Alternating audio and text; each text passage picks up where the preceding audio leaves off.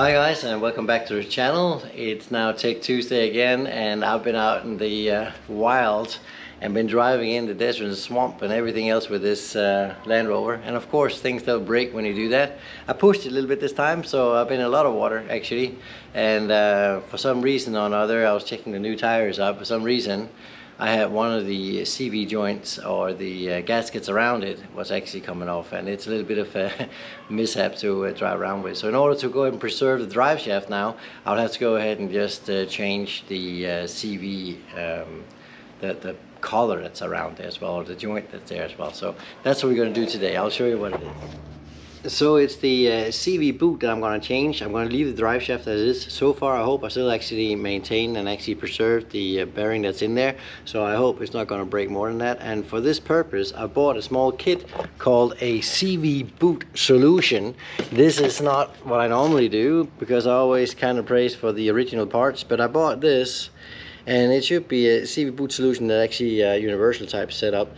And it should fit straight overhead the drive axle, and also take care of the bearings and everything else that's in there. It looks like this, and that's what we're gonna try to change. If you haven't already done it, please like, share, and subscribe to the channel, and then you get another video whenever I get one. So let's get started with this part, and let's see what it actually looks like. This is how it looks. I just elevated the car up as it is right now. As you see, it's just enough for me to go ahead and pull it off, so it's loose at the moment. And how does the boot look like here on the inside? Well, let's go ahead and have a look. As you can see, oh, sorry about all this sounds. As you can see, I've been in the grass, and I've been all over the place actually. And the boot that is destroyed is this one right here. This is how it looks like right now, and of course this is a little bit of a tricky thing to take out. I changed the drive shaft recently. I was thinking about doing it again, but I figured I'd probably be able to go ahead and save this one. And as you can see, it is pretty bad actually, and how it got that bad I really don't know at all. So let's get started with this, and let's change this part. So what do you need for this? Well, I got a pair of clamp tool pliers, and also here another one for vacuum or whatever, but this is the one I need. In the package that comes here, as you just saw, there's the rubber boot that's in here by itself. There's some grease that needs to come in. I'm going to put more than that in there, and then you got the two clamps that you have to change here as well. So if you don't have a special clamp set like this one, I kind of strongly to suggest that you buy one. They're only about $15, and that's it. And this is what we're going to put in. It all starts with taking the tire off, so here we go. Well, here I've removed the wheel, and as a safety precaution I always put the wheel underneath the car like this. That way the car can only fall down if you forget to take out the circuit breaker, or take the relay out for the automatic suspension or leveling. At least you know it's going to stay at least to that part, and you won't get in trouble. So here we go, let's continue. So here we are. I just loosened the locker there so the nut can come out. We'll have to take the disc off. We'll have to bring the caliper a little bit to the left. So I'm going to take these 21 millimeters in the back and see if I can move it out. And then once we have all that off, we can get to the point where the bearing is sitting as well. As soon as we get to that point, I should be able to go ahead and knock it loose. The caliper is now off. Put it over there, put it aside. Make sure you don't go ahead and destroy any of your hydraulic lines or the ABS as well. So just make sure that's all taken care of. That away. Now the disc comes off by removing that torque, and when the torque comes off, you should be able to bring this up pretty much nice and easy out. If you do. Next thing is, now we got the disc off. It came off nice and smooth. As you can see, I used some grease on the inside just to make sure that it can actually be taken apart again, and it works absolutely fine. Make sure you don't get any of that grease onto your braking surfaces on the disc over here, because then it's not going to brake correctly as well. So from here we just keep going, and let's go ahead and see what we have to do to get the nut out now. So far I'm going to go ahead and loosen that up.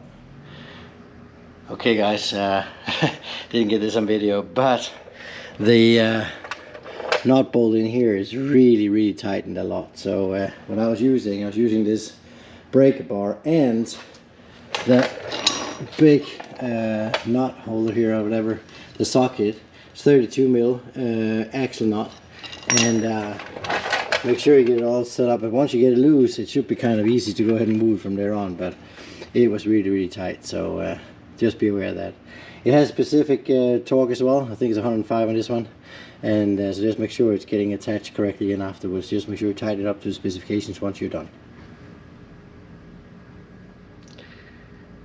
Changing the CV boot is some dirty job. As you can see, I already got some black here in my eye and everything else because it's that greasy, and so don't expect to get through this without being completely dirty. So far I left this as it is because my plan has changed slightly as we go along, and I've taken the bearing off. It's actually kind of easy to do that. It's laying right here, so as soon as you get the hub knot off here, boing, it just falls off nice and dandy, and that's basically it. From here on you can actually get to the drive shaft, and it's laying here now. As you can see, I have removed it here in the back. I can turn the wheel if I want to, and maybe I'll go ahead and take it out as well. But my plan was to get a funnel and put it on as it is right here as well. I don't know if my plan's gonna work, but since my funnel looks like this, the plan was, and this is a multi funnel, as you can see. It's got one here as well that's a little bit flat in the middle right there, and then there's one here in the end as well. Of course I'm going to use the big one, so that's it. But the plan is to put this in reverse, put a funnel on here, and then I'm going to pull it overhead the axle itself, and then it'll of course be in reverse on the other side. And then by being on the axle on the inside in here, I should be able to reverse it back in order. So let me show you what I mean.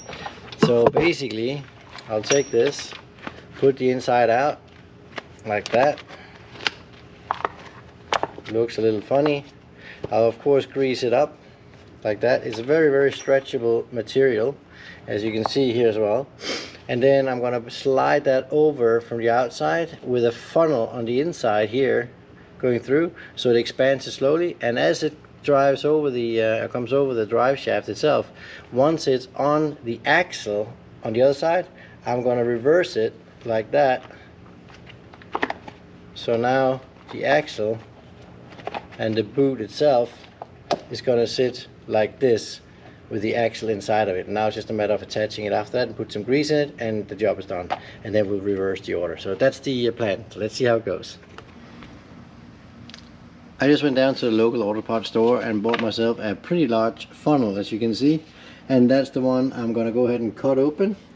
I cut it this part off so it fits straight through there. As you can see, this is the top, and I put it diagonal right here. That way it will fit underneath and actually adjust onto the axle in there as well.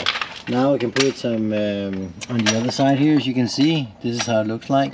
So I can actually turn it as I want. I can move it slightly here as well, and it should give me enough clearance when I lift it up to get the sock through here as well without damaging it. Reverse order, and then I'll pull it straight on to the shaft on the other side here. So that's the plan right now. For that purpose, I need something that's very slippery. So I bought some silicone spray, of course, as well, and I'm going to spray it up here, but also put it onto the CV boot itself. And once that's done, then it should be able to go smoothly on there, and hopefully it's going to expand nice and smoothly with the reverse out, and then it's going to be on the axle in a second. So I just put this thing on, put some silicone in there as well, and now I'm trying to lift this thing in on the other side, and it seems like it's going through.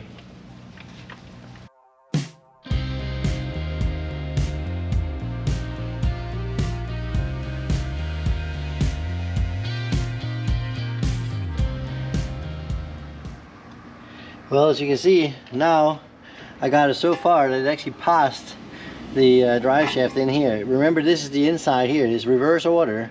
So once I get in, I'm going to have to reverse it. And of course, they'll use some silicone to make this thing grease up and actually just nice and easy fly in there. It's not easy, so take your time with it. And as you can see, you just mingle it back and forth and let it sit for a little while. Don't force it. Give yourself some time with it, and it's gonna come slowly but surely through here. Make sure you don't damage the boot itself, and as you're knocking it back and forth, this thing is coming further and further in. You see, now I've got so much in here, and make sure you slide it a little bit from the outside, and as you're coming through with it, it's just getting bigger and bigger. and after a little time, hopefully it's going to be covering the whole drive shaft. So let's continue where we started.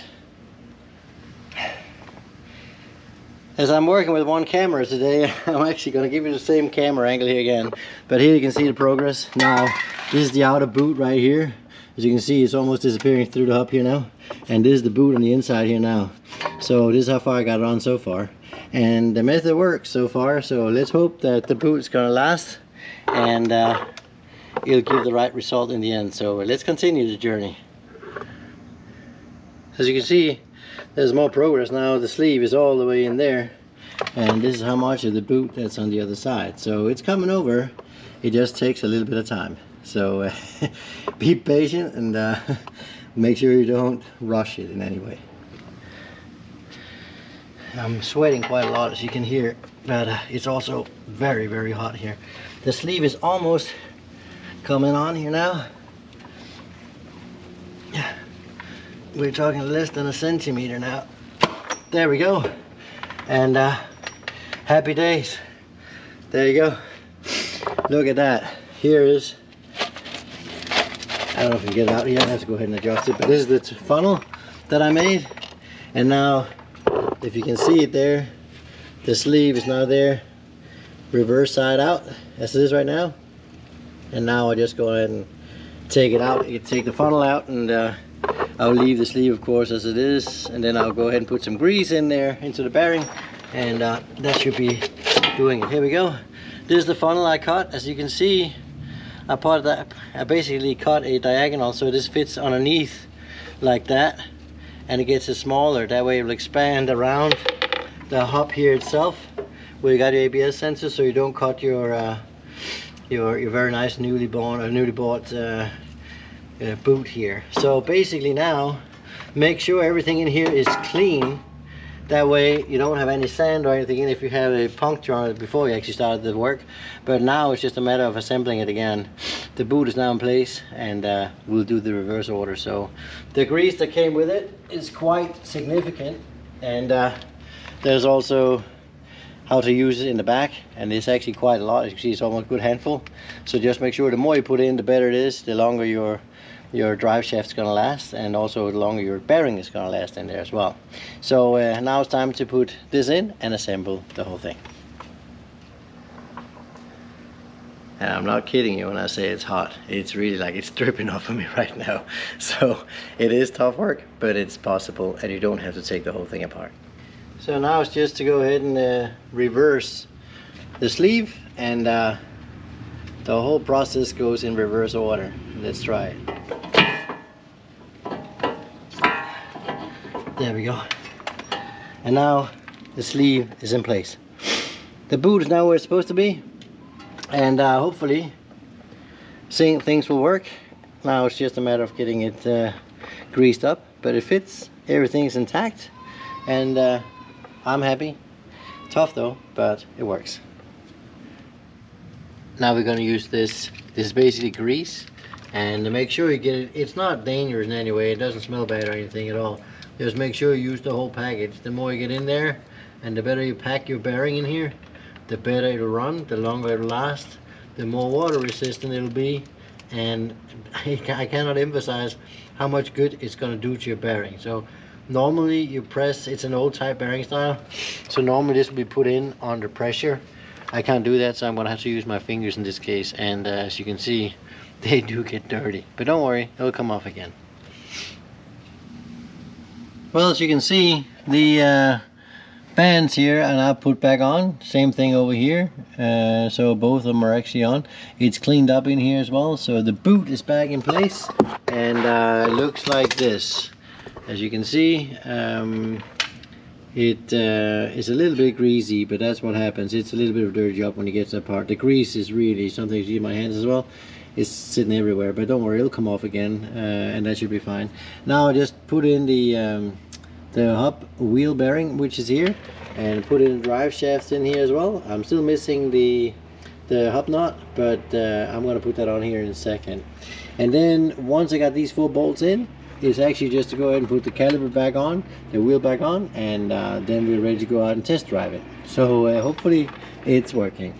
The little bit of a narrow place that you see here on that boot right here is a little narrow here in the right after the thick part. Some people think it's because you can cut it off and fit it to a smaller car, but that's not the case. This is actually in and smaller in and out to keep the grease in place inside the bearing, which is behind this wider area right here. So the wall, or that rubber wall that is created by my fingers right here, it's actually keeping that in place when the drive shaft is actually turning around. Then the centrifugal force is throwing this out to the sides, and then it's actually going to go ahead and lubricate the bearing behind it. So it fits actually pretty well, I have to say. And now it's just a matter of go ahead and assemble the whole thing and try it out on the street. So let's assemble it.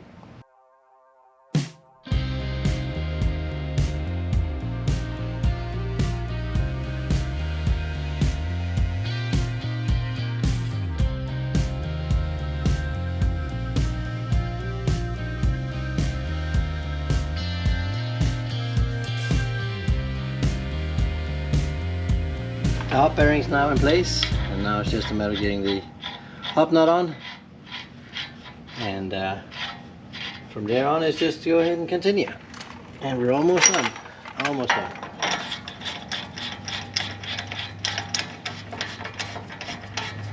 Let's torque this to the specs. It's requiring quite a lot of pressure, so make sure you have the car with all set with the brakes. Put some things behind the wheel so it doesn't move, and then go for the torque range. I'm going to pick it up right now.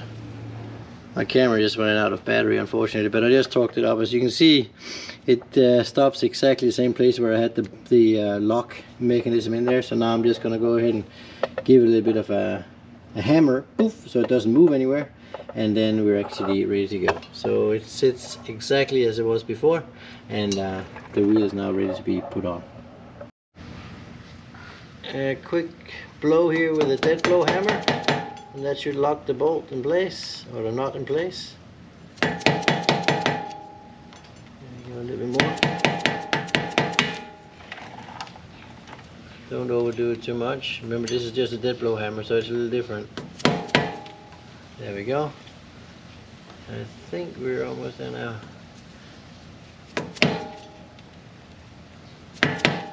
Could destroy your screwdriver as well, so make sure you can afford to go ahead and lose a screwdriver. But anyway, now the bolt is actually locked and it's not running anywhere, so that's it. Let's put the caliper on, which is there on place, and then we're ready to assemble the wheel.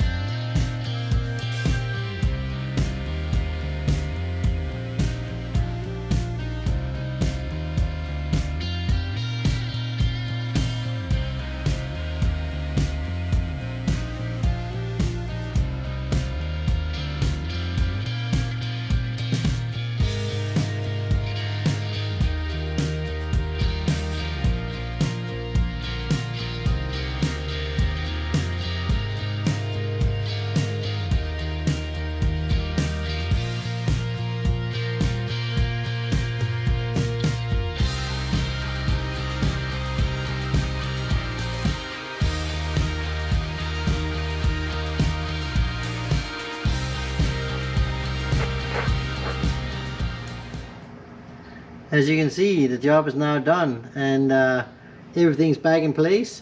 Looks nice and all set to go. Can go in the water again. So let's hope that it's gonna work out for the next many years. Anyway, that's the finished job. Have a look at that. It takes about a little bit of time. In my case, I started out close to about, I think, 3 hours, and then I'll be done with it. So that's basically it. Well guys, the job is now done. Changed the new CV boot on the left front main wheel, and the other one was completely torn apart. And it's not that old either, because it's only a couple of years ago since I changed the whole drive shaft, and here it is. It looks like this basically, and it doesn't even look like it's dry rotted or anything. It looks completely new. So I wonder what actually happened here, but something must have happened. Maybe I threw over something that tore it apart or whatever. I don't know. However, it needed a new one, and as you can see, I had to make some of my own tools. One was the cone that I made out of a funnel, looking like this, and cutting it apart, and then make sure it's diagonal slice that you do in there as well. That way it fits straight through the hub center and then around the drive shaft. Once you have that mounted in place there, then you can use some silicone, put it in there, and you can squeeze it slowly. It takes a little bit of time. It took me about 20 minutes to get this thing slide up on place, and then once it's in place, you just reverse the inside out, so you have the outside to the outside and it's sitting in place, and then you should be ready to go from there. Put in some grease. After the grease, make sure you put the Loctite bands around them. You might have to go ahead and buy a special tool, a special pair of pliers to actually tighten those up, unless you can use the old ones. In my case, I could actually use the old ones, no problem, but I'm not going to. I'm just going to take the ones that was with the kit that came there. After that, you just mount everything in the reverse order. Make sure you tighten up all the bolts to specifications, and from there on, it's just to go ahead and go out and test drive it. Mine is driving fine now, working beautifully, and the job is done. I hope you don't mind to like and subscribe, and maybe hit the notification bell, send a share to someone who has the same problem. But it will also work on other cars if you want to change these CV boots. So if you have a front wheel drive, it will work on that as well, and that will work fine too. Anyway, I hope you like the techniques, and hope to see you next time. It's time for me to do like a tree and leave, and hopefully I'll be back again, just like the electric build, whenever I have a video. So once again, thanks for watching, and see you next time.